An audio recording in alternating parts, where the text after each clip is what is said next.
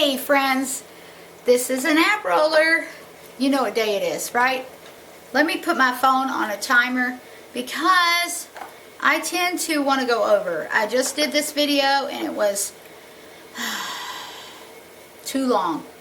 I'm going to give myself 10 minutes. 10 minutes and start my phone so that I have... Okay, there we go. I got my 10 minutes on and everything. So, who wants long videos? Not really me unless you're really entertaining. I'm not that entertaining. But I think I did a previous video on an ab workout at home. My husband and son went to the gym. I didn't because I'm waiting on his FedEx arrival of his new phone. And it's freezing cold out. Single digits. We've been surviving off of a couple of space heaters in my fireplace. So, what am I going to use today other than the ab roller? I hate this thing, by the way. I'm going to use a weight. And I got my ankle weights on. Ankle weights are great tools to use when you need... These are just a few things you could use at home and get in. And if you do it right, you can get it. And I believe in 3 sets of 10 reps each of only a few workouts. Because you really don't need to waste a lot of time. Cardio has burned more of my muscle off than any fat, which actually it did. That's what the trainer said. I did not lose any weight, but I gained body fat, lost muscle mass because extended cardio, it's easier for your body to resort to muscle for fuel than fat. So it will hit the muscle first before it gets the fat. Same with carbohydrates, and I've been learning about this intermittent fasting and all kinds of stuff. Your body will go to the sugar first that you consumed, not your body fat. Then it will go to your muscle, and then it will go to your fat, body fat. So if you got to do it just right. And weightlifting has helped me reduce body fat more than any cardio did. But it's not going to be the same for everybody. Okay, so everybody's body is different and all that. So, first workout routine I want to show you. I'm okay with being on my coffee table is really sturdy, holds me well. But I'm going to move it over, and I'm going to do a couple of these. This is so hard. I already tried it once in the previous thing. I was like trying to video, and it took too long. So I'm going to do, you could do it on your, like you do a plank or a push-up and do a pike with it. Your level. You do your level. Get creative with this thing. I'm not that strong in the core, so I'm only going to do about 3 instead of 10 reps of this till my body can handle it, because I've got quite a bit still core work to do. So I'm going to only do 3 of these. 1.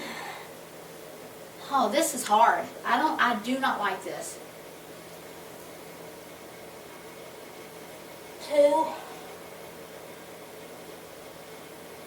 And 3.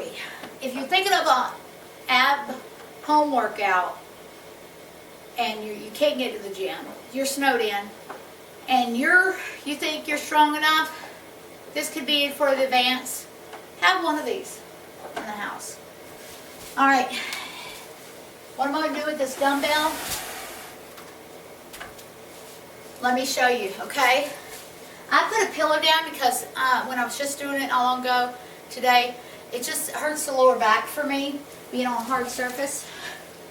Because some of you know I have lower back issues. So, I do the Russian twist. 1, 2, 3, 4, 5, 6, 7, 8, 9, 10. Alright, that's that, right? And we go through each one. You go back to them. I want to make sure you see me. I don't know if you do. And then the ankle weights, you could do 1, 2, 3, 4, 5, and so forth. And then another way, you could just lean back and do your tucks. 2, 3, 4, 5, 6, 7, 8, 9, and 10. Wow. I felt that in my abs. So I'm going to do another circuit of all of those. And there's other things you can do. The dumbbell crunches, holding it and doing that. So abs, you don't really need to do it all at the gym. I've only got like 5 minutes left here. And then abs, a lot of times is made in the kitchen, like it says, made in the kitchen. You got to watch what you're putting in your body. Sugar is going to come around the center. As you can see, I still got a good bit of pudge here, even through the clothes. You know, soaking it in. Still got a good portion of that. That's where I'm measured the most fat. But yes, there are some tools, depending on how advanced you want to get. Your ankle weights. Let me take one of these off and show you. I've shown you in a previous video. I think I did a previous video on an ab workout at home. So, yeah, they're about, what's these, 2 pounds each or something? Don't let anything be your excuse. If you come up with an excuse, I mean, if you don't want to do something, you're going to find an excuse. Whatever it is, it doesn't matter what it is. It's a desire in your heart. If you desire in your heart, no one's going to need to tell you to work out. If you want to go to the gym, weather is not going to be your excuse. If you're stuck at home, you're not going to find any, oh, I got to clean the refrigerator out, or I've got to do this or that. You're not going to find an excuse. Because if you really don't want to do something, there's going to be excuses everywhere you go. You're going to blame somebody else. You're going to, whatever it is, there's no excuse. When you stand before God and everything, He's not going to ask for your excuses. He's going to say, well, you did not do this. You didn't honor God with your body. You didn't respect what I've given you. You didn't take care of the home I put you in. And really, honestly, really consider this training. I'm still working with the bodybuilding.com's challenge, 250K challenge, and then I'm doing the lean body challenge. It's coming up with Librata. And even if I don't win, it doesn't matter. It doesn't matter. I'm not going to blame so-and-so. I can't blame anybody else or anything for my lack of self-motivation or anything. When you're living in a house, a physical house, which my time is running out. When you live in a physical house, it's your responsibility to maintain it. Okay, and the way your house looks to other people coming by, they kind of, no matter what you do, they're going to judge you on what that house looks like. So, whether you take care of it, or do you have trash all outside? Do you fill your home with trash, or do you fill it with good things? And same goes for your body. Okay, you live in a body that God given you. You take care of it. And honestly, I'm not perfect. I don't take care of it as well as I should. I still have excuses every now and then, and we all need to stop that and everything. So, your determination, your heart's desire is going to get you through. If you're really half-hearted doing stuff, if you're half-hearted into this bodybuilding.com challenge or the Librata Lean Body Challenge, or even if there was no challenge, and you're wanting to get fit, but you're only half-hearted doing it, I really want to continue eating this or doing this. I just want to continue watching the soap operas and sitting in front of a TV snacking on ice cream every day. And same goes, your determination throughout life.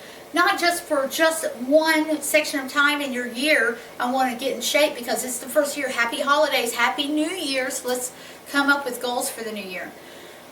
It needs to be a lifestyle change, not just some temporary for 12 weeks, 16 weeks, or whatever. I want to get in that bikini at summertime, and then I want to fatten back up. I notice a lot of these times, these bodybuilding challenges, that's what people do. They will get just a shape just for that. They'll fatten back up, And because they have muscle memory, their body is able to snap back and everything. I'm going to turn my timer off because I think it's about done. So, yeah, they get fat right after the competition's over just to have their good before picture for the next challenge. You want to look fat in your next challenge, so you'll fatten up between challenges. No, probably not a good idea. It's not good for your metabolism, your thyroid and all that. Not good for your body. You're hurting yourself in the long run. You're not hurting anybody else but yourself. So consider that. Consider your excuses. Oh, that challenge is over now. I can go back to eating like I was. That I just lost, I got down to my goal weight. I want to go back to the way I was eating. You know, that's what my parents and everybody else did. My whole family, they would just do a diet for a certain period of time, and then they would go back to eating like they were, and it came right back on. That yo-yo dieting is terrible on your body. You're just wrecking havoc all over your body. Find stuff that's maintainable. If it's given up, limiting your ice cream treats or your whatever treats to one day a month, that's better than nothing. If you can find, if there's stuff you know you're never going to be able to spend the rest of your life without, just cut it back to only certain times. You know, just try to stay in the mindset, I'm not going to have excuses. Just repeat to yourself, look at yourself in the mirror and say, no more excuses. There is no excuse for the way I treat my body. There's no excuse for the way I treat my home, my kids, how I'm living. You need to be purpose-driven in this.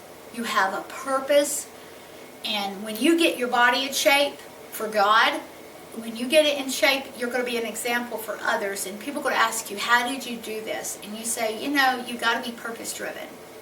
You got to be driven to do it and say, I'm not going to have excuses. I'm not going to make up something or blame somebody else for the way I eat, because it's all about me. What I do is because of me, not because of somebody else. And give up those excuses. All right, well, that's enough of my rambling on. And I hope I gave you some workout ideas and some tips, and help you to remember to not have any excuses, because you're not going to be, when you meet God, you're not going to be able to say, I have an excuse. Sorry, you can't do that.